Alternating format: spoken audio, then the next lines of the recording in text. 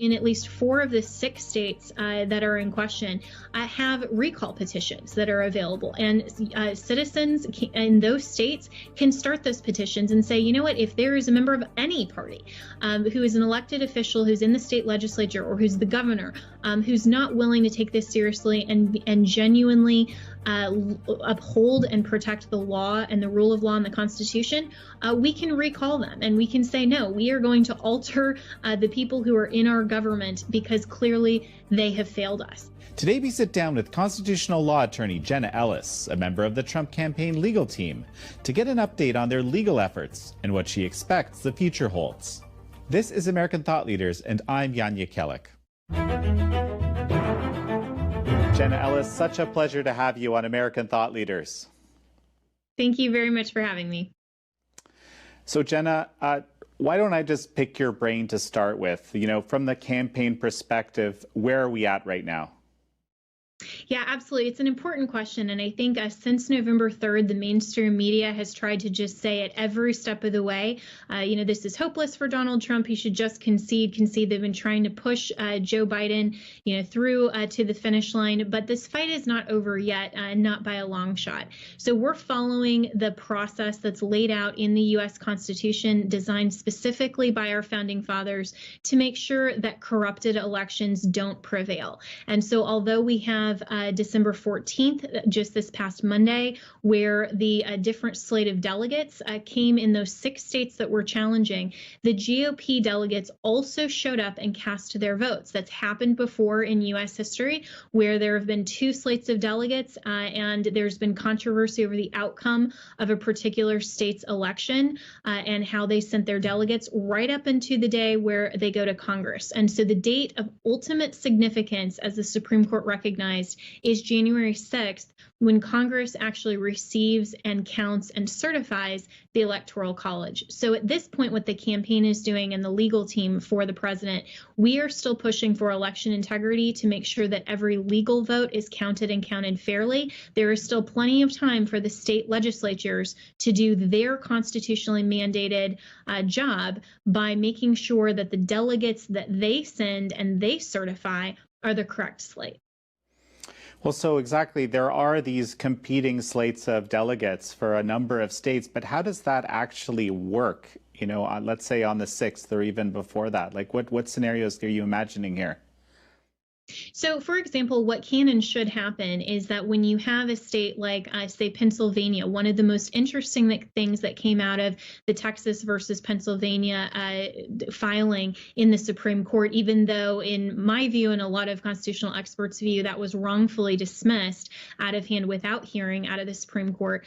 But what that case, one of the great things that came out of that case is that the Pennsylvania state legislature, their leadership in both the House and the Senate, filed an amicus brief admitting to the Supreme Court and telling the Supreme Court that they agreed with Texas, that their state's laws in the administration of the 2020 election were not followed. That gives them the basis through their investigations, their findings, all of the testimony and evidence presented by the mayor and myself at that hearing for Pennsylvania to reclaim under Article 2, Section 1.2 of the U.S. Constitution. They can reclaim their authority to select the slate of delegates. And so they have every opportunity to call themselves back into an electoral session for the purpose of voting on sending on which slate of delegates they're going to send. So that is what should happen in each of these 6 states prior to January 6th. So is this something that you foresee, this type of scenario that you're describing, you foresee happening in more states than just Pennsylvania? Well, I know that Georgia is looking at this very closely. Also, Michigan with the Antrim County report that came out with all of those, not just irregularities, but sheer percentages of discrepancies and all of the the violations of law that occurred in Michigan. So in Michigan, as well as Arizona, and also in Wisconsin. So I think that, once one state actually calls an electoral session and is willing to run that resolution to vote by a simple majority and say, we're not going to allow corrupted, false certifications to prevail in terms of how we select our delegates. If one state's willing to do this, I think others will follow. So let's talk about the findings in Antrim County. I mean, it's absolutely fascinating. And is this creating an interest in looking at more of these machines beyond Antrim County?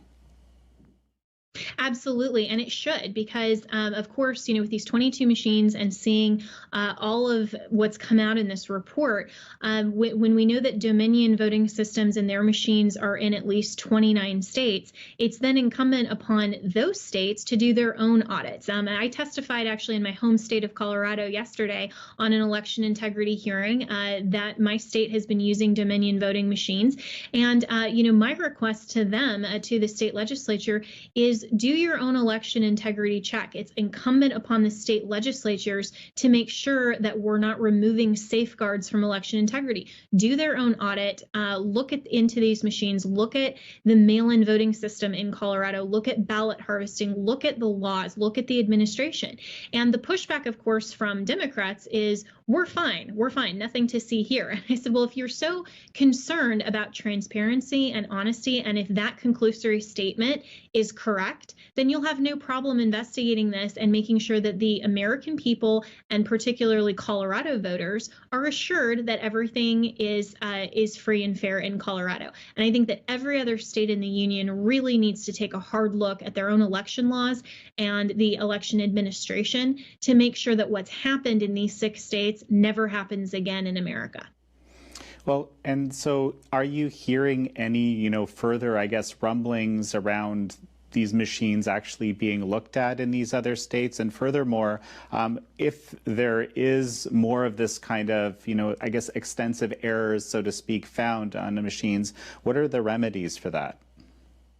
Yeah, and that's a great question. And of course, I think that certainly the American people and those of us who love our country, we value free and fair elections. We want to preserve and protect the Constitution.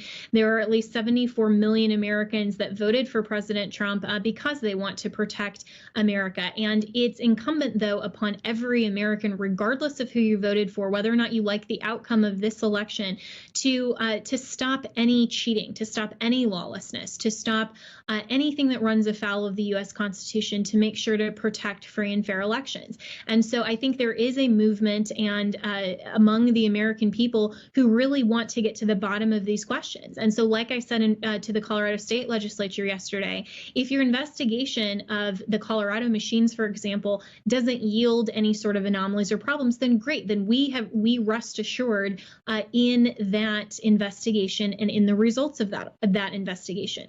But I think that what's come out in Michigan definitely gives rise to the necessity of these investigations in these other states and what's happened in the administration of the 2020 election. Every state legislature should be looking at their own laws and their own administration. So I think that state legislatures like Colorado and others who aren't part of the 6 states, but they're starting to have their own election integrity hearings, they're taking this very seriously, and I applaud them for that.